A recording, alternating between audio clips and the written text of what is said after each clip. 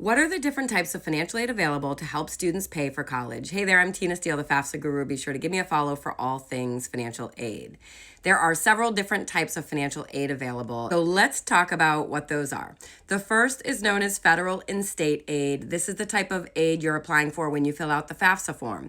You fill out the FAFSA every single year to apply for money to help you pay for college.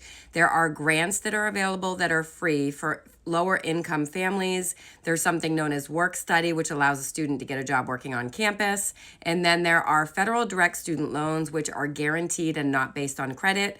Every single student can borrow one of these loans. There's also institutional aid, and that comes in two different forms: merit scholarships and need-based scholarships. Every student that applies for admission into college is automatically considered for a merit scholarship based on their admissions application. In addition, most colleges offer need-based scholarships, so they are going to look at the income and assets on your FAFSA and use that student aid index to determine how much institutional need-based scholarship money to award. And in some cases, with those private, more expensive colleges, they're actually going to require what's called a CSS profile form, which is a supplemental form that some colleges require in order to determine how much of their need-based institutional scholarship money they're going to award.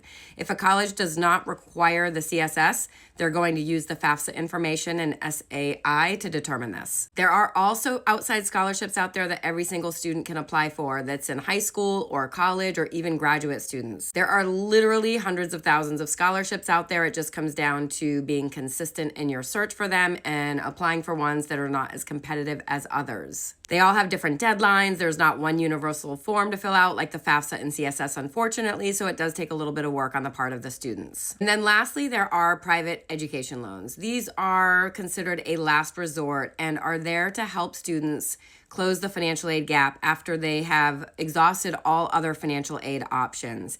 Any student can borrow a private education loan to pay for the total net out-of-pocket cost, but they are based on credit. So the student will need to be creditworthy or have a creditworthy cosigner. There are also federal Parent Plus loans that parents can borrow on behalf of their dependent students. However, as of July 1st, 2026, there are going to be some limitations with how much you can borrow in these Parent Plus loans. So there's a lot more to maximizing financial aid besides just filling out the FAFSA. The other thing you want to do after you receive those financial aid offers is make sure you appeal by writing a letter using some key strategies directly to the college financial aid offices. This is so important and something I can help with when the time comes. I hope you found this video helpful. Thanks for watching.